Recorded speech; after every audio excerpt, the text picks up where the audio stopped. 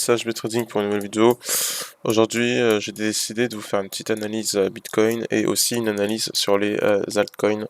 La situation actuelle, en fait, est pitoyable, on va dire. Et donc, je me suis dit qu'il faudrait que je vous fasse une vidéo. Donc, pour mettre en contexte un peu, la guerre est toujours d'actualité en Ukraine. On a réussi toujours déterminé, même plus déterminé qu'avant, je vais vous dire. Vous avez une montée de l'inflation bientôt là. Vous avez aussi là, voilà, la montée des taux de la part de la Fed là qui vont s'appliquer. Donc ils avaient dit qu'ils allaient appliquer ça, enfin ils allaient appliquer la hausse des intérêts en mars. Et ben ça va être chose faite bientôt. Donc il faut faire attention et donc il faut commencer à prédire le mouvement du marché. Et donc pour ce faire, j'ai décidé de vous faire une petite vidéo là pour vous résumer un peu ce que je pense sur la situation actuelle. Donc, pas besoin de faire des dessins. D'abord, je vais vous montrer le marché des commodities. Euh, hop, on va montrer l'essence. Voilà ce qui s'est passé. Voilà. Au détriment d'un bull run sur le Bitcoin, vous avez un bull run sur tout ce qui est matière première. Donc voilà l'essence, déjà, US Oil. Vous avez un bull run sur le gold aussi, je peux dire. Vous avez un bull run sur le gold. On est revenu presque retester le précédent all-time high. On est monté quand même jusqu'à 2070$. Donc même si on se place comme ça, en vrai, on peut se dire qu'on est venu tester ce niveau-là. Et en plus, ça c'est un dessin que j'avais fait il y a 2 semaines, où je disais qu'on allait revenir tester, on était vers là, je disais qu'on allait revenir tester là, peut-être faire monter une dernière poussée, hop, pousser jusqu'ici, et on allait faire une petite correction. Bon, elle n'a pas été faite, au vu de la situation actuelle, ça a boum, on est parti directement chercher le précédent all-time high avant d'avoir une petite correction, mais ce qui est intéressant c'est qu'on se retrouve toujours sur le support, c'est-à-dire au-dessus de ce que je définis comme un support, là où on a eu vraiment des touchés plusieurs fois, comme ça se remarque de toute façon, donc là, vous remarquez qu'on est revenu à ces prix-là plusieurs fois. Même lors de la chute, on est parti chercher ce prix-là ici, donc ce qui est super intéressant, donc on le retrouve là, on le retrouve là. Donc là on se retrouve vraiment dans une zone où les gens ils commencent un peu à distribuer l'or, là ils commencent un petit peu à vendre, donc bon c'est pas un problème, en tout cas nous on va se concentrer plutôt sur Bitcoin. C'est juste pour montrer que les matières premières continuent leur route. Donc voilà pour le Bitcoin. Donc qu'est-ce qui se passe actuellement pour le Bitcoin? Bah, c'est comme je vous ai dit toujours après qu'on ait quitté justement cette trendline baissière, bah, on se retrouve dans une situation, j'ai envie de vous dire, déplorable, où rien n'est précis. D'abord, on était revenu à ce prix-là, ok, là où vraiment en septembre, nous avions un support ici, à hauteur des 39K 7. On est revenu ici, on a tapé un bond, pile poil au précédent support, quoi. Taper un rebond, ça n'a pas marché, puis là on se retrouve sur une zone un peu décisive, j'ai envie de vous dire. Pourquoi? Parce que déjà, si on descend en dessous des 32 000, donc déjà on se retrouve vraiment au milieu, quoi. Donc déjà, on a essayé de faire 2 poussées sur le précédent support. C'est un support qui avait été travaillé pendant au moins un mois de souvenir, ouais, on va dire un mois quand même. Ouais, enfin, on va dire un mois. Mais c'est un support qui a été travaillé, et on n'arrive toujours pas à passer ce support-là. On se retrouve toujours en dessous. Vous imaginez si, hop, on fait ça pendant encore des mois, bah, ça va être vite chiant. Je vais vous dire, ça va être vite chiant. Mais en tout cas, on n'arrive pas à passer la barre des 45K5. D'accord, on n'arrive pas à aller faire une dernière poussée. Et même si on fait une poussée, attention à la déviation.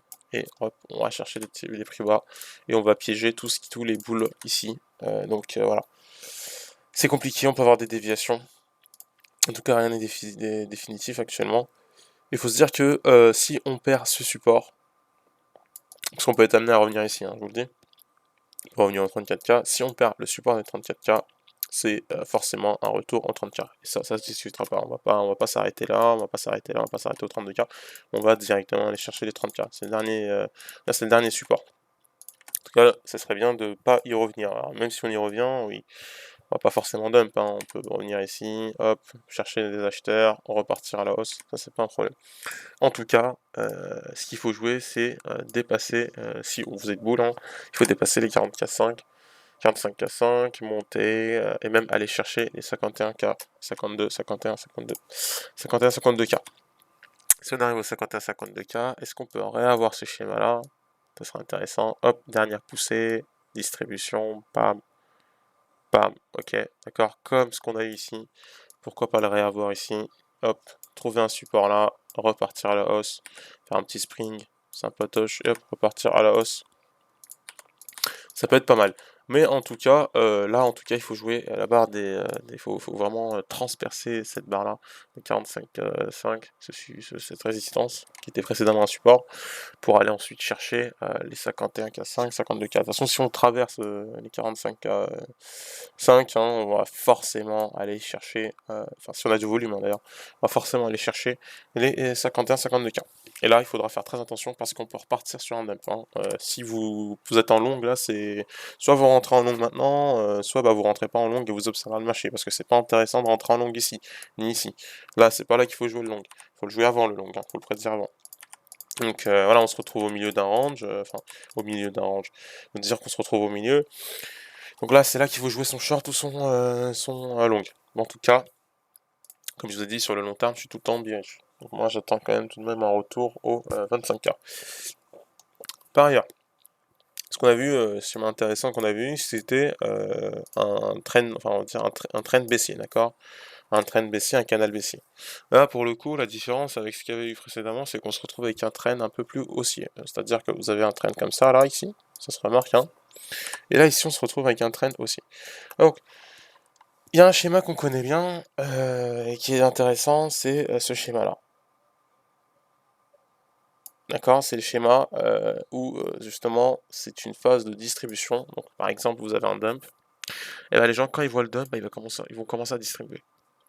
Ils vont distribuer leur bitcoin et et comme justement on n'a pas d'acheteur, bah, ça va continuer son dump. Ça c'est un schéma correctionnel, c'est un schéma bearish. En tout cas ça s'apparente à un schéma bearish. Donc on descend, donc ça viendra faire tac, on a eu une première correction. De toute façon on a eu on a eu ces moments là où les gens ils ont essayé d'acheter, mais on avait plus de vendeurs. Hop, on arrive, et là peut-être, schéma bearish, boum. On va chercher les 20K, enfin pour moi déjà les 25K ce serait très très très intéressant. Et les 20K, pourquoi pas à la longue, faire ça, poser un bottom, d'accord. Moi je m'attends vraiment aux 25K, hein, mais pourquoi pas poser un bottom aux 20K, spring, pouf, pouf, pouf, on va chercher un ATH. En tout cas ça serait vraiment pas mal, ça serait vraiment vraiment pas mal. C'est vraiment le schéma auquel je m'attends. C'est un schéma qui serait magnifique. Mais actuellement, hein, vraiment rien n'est décisif. Comme on dit, le marché ne fait pas souvent ce qu'on veut. Et du coup, il faut s'attendre à tout. Il faut s'attendre à tout. Et surtout l'implication des gros poissons, j'ai envie de dire, de ceux qui, euh, de ceux qui justement façonnent ces charts, ces cours. C'est eux qui décident, hein, c'est pas vous. C'est pas avec vos 1000 ou 2000 dollars que vous allez façonner la cour. De toute façon, c'est eux qui façonnent la cour. Et s'il n'y a pas d'implication des gros poissons, et s'ils se retirent du marché, bah, vous êtes obligé de vous retirer du marché aussi. Et donc, c'est la merde. Donc, le SPX, là, les marchés sont fermés, on est samedi et dimanche. Et donc, qu'est-ce qu'on fait? On se retrouve encore une fois sur le support. On a perdu une fois, boum, ils ont racheté. Mais en tout cas, ça, c'est pas beau. Ça, c'est moche. Hein. L'ouverture des marchés, là, lundi, faut faire attention. Ça, c'est moche. On est encore une fois sur le support. Si on perd ce support, si on casse plus bas que ce niveau-là, ouais, là, franchement, c'est sûr qu'on ira chercher des plus bas. Ça, c'est sûr. Ça ne m'étonnera pas. Et en ce qui concerne le DXY, hein, donc l'indice du dollar, bah, il continue sa course. Hein. Il continue sa course, et vous le savez, quand l'indice du dollar monte, le Bitcoin, lui, c'est direction les oubliettes. En tout cas, moi je l'avais imaginé, hein, je l'avais dit, hein, je l'ai dit à des gens aussi, que ça fera ça, puis que ça fera une montée, et que ça continuera sa montée. Je m'attendais à cette hausse de l'indice du dollar, en tout cas justement avec l'augmentation des taux de la part de la Fed. Ensuite, ce que je peux vous montrer, ce serait plutôt l'US 100. L'US 100, bah écoutez, on est aussi sur une correction sur l'US 100, hein, ça continue, ça continue. Sur le Nasdaq, on est toujours sur une correction, hein, c'est affreux. Je vous avais dit même, faites attention à ce schéma je suis sûr que vous vous rappelez de la vidéo, faites attention à ce schéma de l'épaule tête-épaule. Et oui, il a eu lieu, hein, c'est pas une surprise, je vous avais dit dans la vidéo que ça pouvait faire une épaule tête-épaule, et ça l'a fait. Hein. Déjà justement, on a ce schéma-là, hein, et donc on ne sait pas encore jusqu'où ça peut continuer. En tout cas, ça c'est un canal baissier, d'accord? C'est un canal bearish. On chute, boum, on peut aller chercher plus bas, on peut aller chercher plus bas. Et donc faut pas s'étonner, hein, si on corrige de façon fatale là. Si de toute façon les cours les cours des marchés américains, la cour du marché américain baisse, faut pas s'attendre à une hausse du Bitcoin, hein, c'est pas de l'argent magique, hein, si les cours des commodities baissent, je veux dire tout ce qui est l'US 100, enfin les SPX et tout ça, bah écoutez, faut pas s'attendre à une hausse du Bitcoin, hein. Ça va suivre, forcément. Et donc voilà, c'est biriche, hein. C'est pas beau à voir ça, c'est pas beau à voir, depuis sachant qu'on a cassé le support, hein. Je vous ai dit les 14 000 dollars c'était très important. On a fait un pump, ils ont pas réussi à tenir, hein. Hop, voilà, on va chercher plus bas. Terme, il faudra surveiller lundi.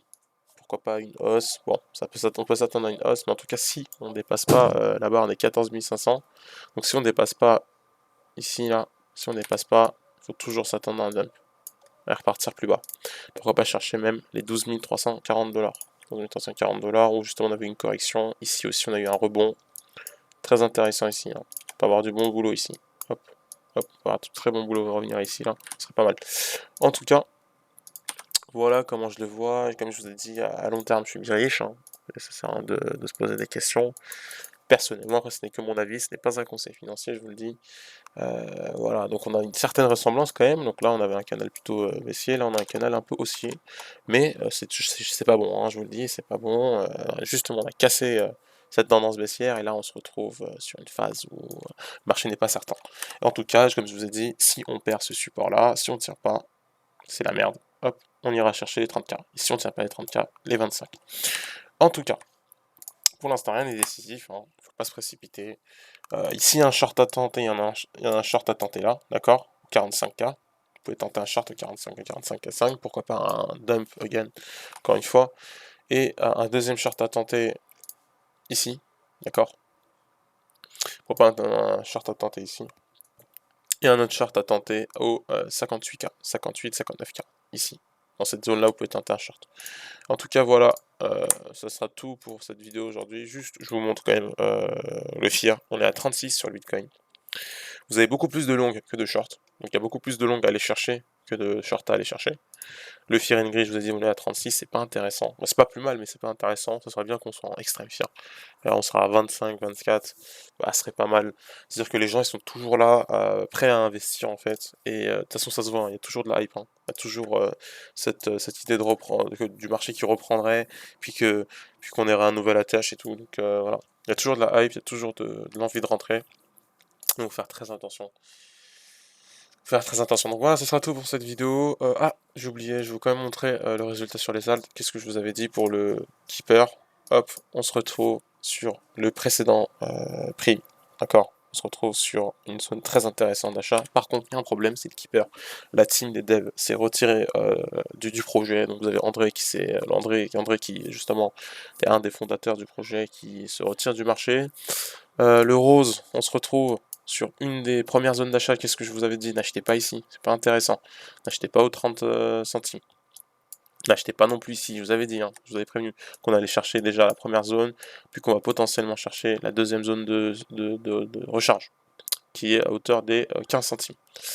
Ensuite, pour le convexe, voilà, vous avez fait ce dessin, vous avez juste à regarder les précédentes vidéos, hop, on est revenu ici, aux 15 dollars. C'est pas plus mal de recharger sur le convexe. S'il faut recharger encore une deuxième couche, pourquoi pas les 10 centimes. Ah, 10 centimes, désolé, les 10 dollars. Ensuite, qu'est-ce que je vous avais montré? Le NIR. Bon, on se retrouve sur une zone intéressante.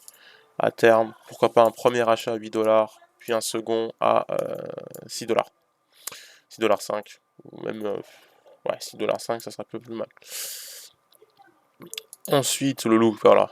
Totale déception, il y en a plein qui se sont retirés du marché, hein, ça n'a pas tenu. Le projet, c'était vraiment la hype, mais de la hype pure. Double top, boum. Un schéma classique. On va chercher on va chercher la cave. Voilà, on va chercher la cave, c'est tout ce que je peux vous dire. Et le Casper, on revient à ce prix-là, hop.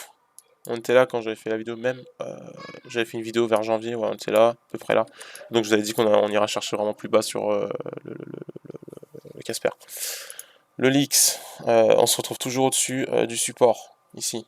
En tout cas, à terme, pourquoi pas faire un achat vers les... pas un achat vers les 6,50$. Les 6,50$ ou les 6,50$, 7$.